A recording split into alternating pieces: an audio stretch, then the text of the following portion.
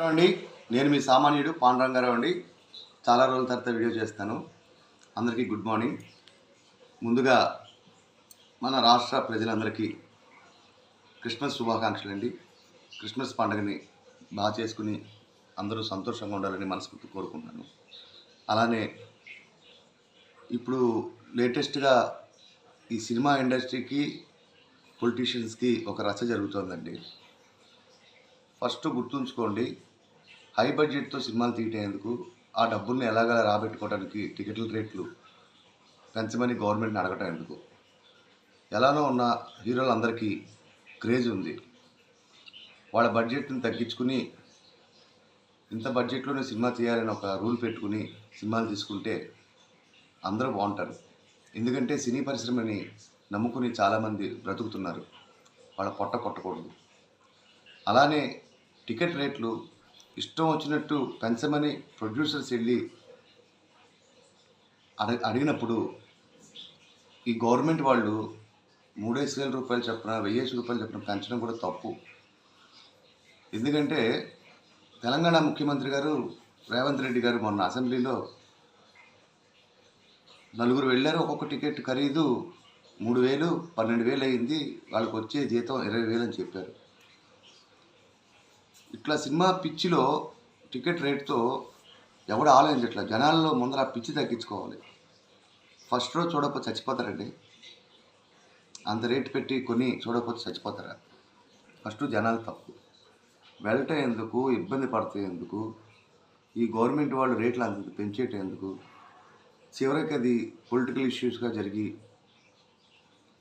వేరే సమస్య లేనట్టు ఇది పెద్ద సమస్యలాగా అల్లు అర్జున్ కేసు.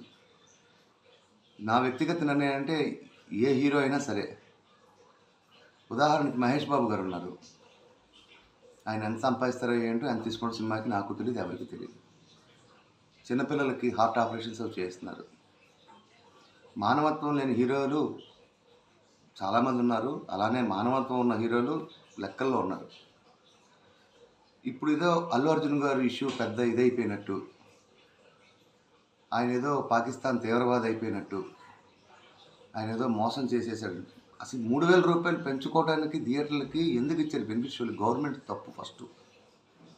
అదే గవర్నమెంట్ అనేది కంట్రోల్లో ఉండి ఎందుకు మీరు అంత పెట్టి సినిమాలు ఎందుకు తీయటం, ఆ డబ్బులు రాబట్టుకోవడానికి ప్రజల మీద రుద్దటం ఏంటి అని చెప్పి అడగాలి.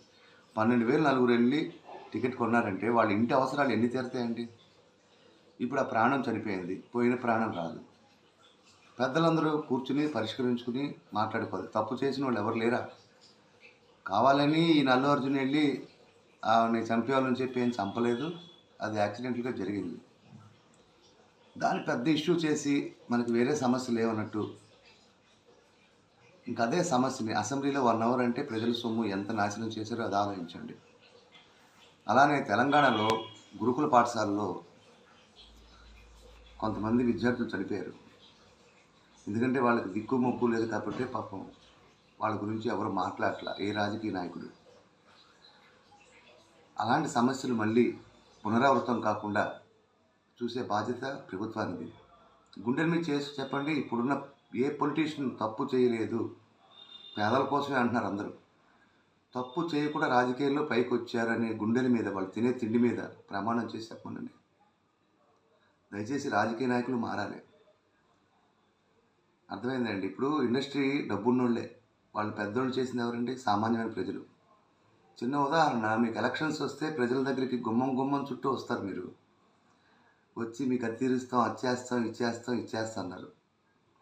ఏ గవర్నమెంట్ అయినా సరే, తెలంగాణ అవని ఆంధ్రప్రదేశ్ అవని, మీరు ప్రజలకు ఎన్ని హామీలు చేశారు? పేదవాడిని నిజంగా పట్టించుకున్నారా? పట్టించుకోరు. మీ దగ్గరికి వచ్చి మాట్లాడితే అసలు మీ దాకా రాణిస్తారా? ఎలక్షన్స్ ముందు మీరు వచ్చి ఎంత బాగా అడుగుతారండి. అధికారం వచ్చిన వెంటనే మీ యొక్క విధానాలు మారిపోతాయి. మరి అది మోసం కాదండి? ఇచ్చిన హామీలు మీరు అమలు చేయకుండా మాట దాటేసి అబద్ధాలు చెప్పడం. దయచేసి బెనిఫిట్ షోలకి నా వ్యక్తిగత నిర్ణయం, పర్మిషన్స్ ఇవ్వకండి, రేట్లు పెంచకండి. గత ముఖ్యమంత్రి జగన్మోహన్ రెడ్డి గారు ఇదే మాట చెప్తే ఆయన ఒక భూతద్దంలా చూపించి ఆయన ఒక తీరని నష్టం చేశారని చెప్పి చాలామంది ఏడ్చారు. ఇప్పుడు మన గౌరవ ఉప ముఖ్యమంత్రి పవన్ కళ్యాణ్ గారు విశాఖపట్నానికి ఇండస్ట్రీ రావాలని పిలిపిస్తున్నారు. అదే కదండి జగన్మోహన్ రెడ్డి గారు ఇచ్చిన పిలుపు. ఇక్కడ పార్టీలు కాదండి, ప్రజల గురించి ఆలోచించుకునే మంచి మనసున్న రాజకీయ నాయకులు రావాలి. వచ్చినప్పుడే ఫస్ట్ ప్రజల్లో కూడా మార్పు రావాలి. ఎవడు దొంగ ఎవడు మంచి అని తెలుసుకోవాలి. హామీలకి తేరగా వస్తుంది కదా, ఆ ఇచ్చిన హామీలు తినేసి మనం తొంగుని పడుకుందామని ఫస్ట్ ఎవడు కష్టం మీద వాడు బతికేటట్టు ప్రజలు మారాలి. ఈ ప్రజలు మారినంతసేపు ఈ నీచ నికృష్ట రాజకీయ నాయకులు ఆడే నీచ రాజకీయాల్లో బలయ్యేది ఒక్క ఓటే కదా అని సింపుల్గా డబ్బులు కక్కుర్తి పడేస్తారు. బలయ్యేది ప్రజలే. ఫస్ట్ ప్రజలనే సిగ్గొస్తే నిలదీసి హామీ ఇచ్చిన రాజకీయ నాయకుడిని ఎప్పుడైతే నిలదీసి అడుగుతారో ఆ ధైర్యం ప్రజలు ఎప్పుడొస్తుందో అప్పుడే రాజకీయ నాయకులు మారతారండి. అప్పటిదాకా మారరండి.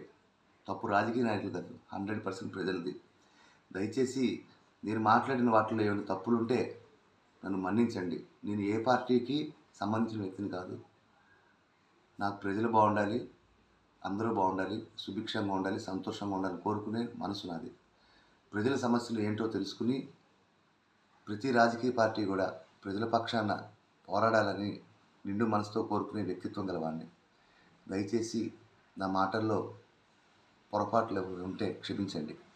ఇట్లు మీ సామాన్యుడు. నమస్కారం. పాండురంగారావు.